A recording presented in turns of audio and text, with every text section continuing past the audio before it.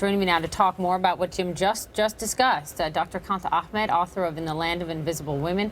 Also with me, Zafar, national spokesperson for the Ahmadiyya Muslim community. Thank you both for being here. It's such an important conversation to have. Harris, let me begin with you. As a Muslim living in America, we just heard Jim say the president is very concerned about sort of this increasing anti-Muslim rhetoric. What do you want to hear from the president tonight? Well, as Muslims who believe in the Messiah, Mirza Ghulam Ahmad of Qadian, we within the Ahmadiyya Muslim community believe that the safety and security of this nation is paramount. So what we want to hear is a thoughtful and mature approach to finally identifying that short-term and long-term solution that we were hoping for to finally get rid of groups like ISIS, to eliminate the threat. Short-term is to eliminate their imminent threat, to work with secular leaders in the Muslim world to muster up a force that ISIS can face that will destroy its infrastructure, halt its growth, and return the land, the conquered land, back to the countries in which they belong. But if it's only that short-term physical approach, it's still doomed for failure, which is why, under the guidance of the Khalifa of the Ahmadiyya Muslim community, His Holiness has told us that the long-term solution is to partner with Muslim organizations in order to present a true, superior version of Islam that undermines the culture and the ideology that feeds the recruitment of groups like ISIS. So that's why we in the Ahmadiyya Muslim community are trying to push that forward by defining true Islam, with a campaign we're launching next month. And we hope that type of voice of defining true Islam can reign supreme, because that's a war of ideas that needs to win. Let's take a listen to what Donald Trump had to say on CBS's Face the Nation this morning. If they thought there was something wrong with that group and they saw what was happening and they didn't want to call the police because they didn't want to be profiling, I think that's pretty bad. People are dead. A lot of people are dead right now. So everybody wants to be politically correct, and that's part of the problem that we have with our country.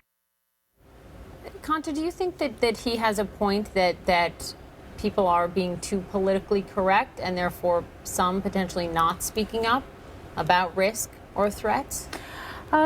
It's very difficult to say, because it's Mr. Trump that is saying that. There's certainly been a struggle in the national conversation for the last year to identify Islamism, which is radical Islam, and distinguish it from Islam.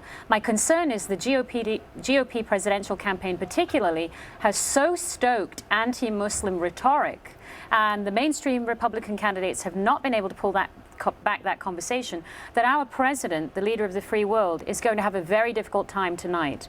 We want him to reassure all Americans, those of us that make our home here. I'm becoming American on Friday. We are Americans as much as we are Muslim, Christian, Jewish, or anything else. There is not a competition. So he needs to reassure us while admitting we are engaged in a battle with radical Islam, Islamism, and that battlefield also includes our domestic territory. I testified to Congress 3 years ago in favor of surveillance for Muslim domestic radicalization, and I still stand by those arguments. But my concern is that the president has been disengaged in this conversation such that his remarks could potentially be obsolete, even though I welcome his efforts tonight. And his efforts tonight indicate just how critical this is. We're at more of a turning point now in the United States than I think we were immediately post 9/11. Harris, I'd like you both to listen to this, because in the wake of what we saw in San Bernardino, Liberty University President Jerry Falwell Jr. told students this. I've always thought if more good people had concealed carry permits, then we could end those Muslims before they walk in and kill it. Harris, your response? No, actually, I tweeted about this earlier today. It's very sloppy, very dangerous language, especially for someone who is espousing to be a leader. And like Dr. Ahmed had said, this is the type of rhetoric we're hearing from some of people also that are vying for the presidency. And so this is where nowadays is different. We've heard the lunatics out there who have always espoused hatred for a specific group, whether they're Japanese, African-American, Jews, Muslims. But now we're seeing things like this, thought leaders who are influential in their circles, who are being very divisive in nature and saying to castigate an entire group of people simply because of the actions of the lunatics. So I call Jerry out for a public dialogue on this, because he's wrong. Harris, let me ask you this as a follow-up. I saw you on Bill O'Reilly, and he asked you an interesting question. Said, you know, we need to see a million Muslim march, right, to have you and other leaders out there to make this more clear. What do you think of that idea?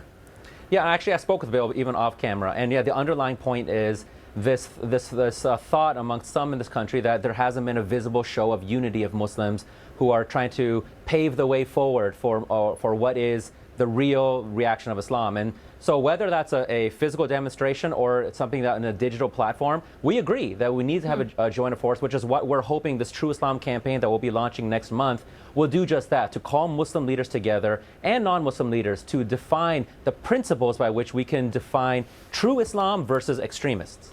And Kanta, let me read you this. This came from Hillary Clinton earlier today, talking about why she won't use the term radical Islam. She said, quote, "It helps to create a clash of civilizations that is actually a recruiting tool for ISIS and other radical jihadists." Do you agree? I disagree. It's actually Muslim scholars themselves for over a century who've identified that there is a deviant political ideology called Islamism, Islamism in English, Islamism in Arabic, which preaches not just violent Islamism as we've seen in San Bernardino and Paris, but also all of the underpinnings ideologically that lead up to that. It does not create a class of civilizations. I don't regard Islamism as a civilization. It is a political totalitarian ideology. To go back to the university president, shame on him. He is shaming the founder of our nation, the Declaration of Independence, Thomas Jefferson, who studied the Quran and imagined the structure of our democracy as if to protect the then imaginary Muslim. So we are so far departed. I'm worried about Islamist assaults here in the United States on American soil, but I'm more worried about we and what we could do to destroy and dismantle the fabric of our own democracy. And that's what we look at in rhetoric, whether it's the president in Lynchburg or whether it's a potential president candidate. Stakes are very high. Kanta, thank you very much. Harris, thank you very much. An important conversation. Thank you.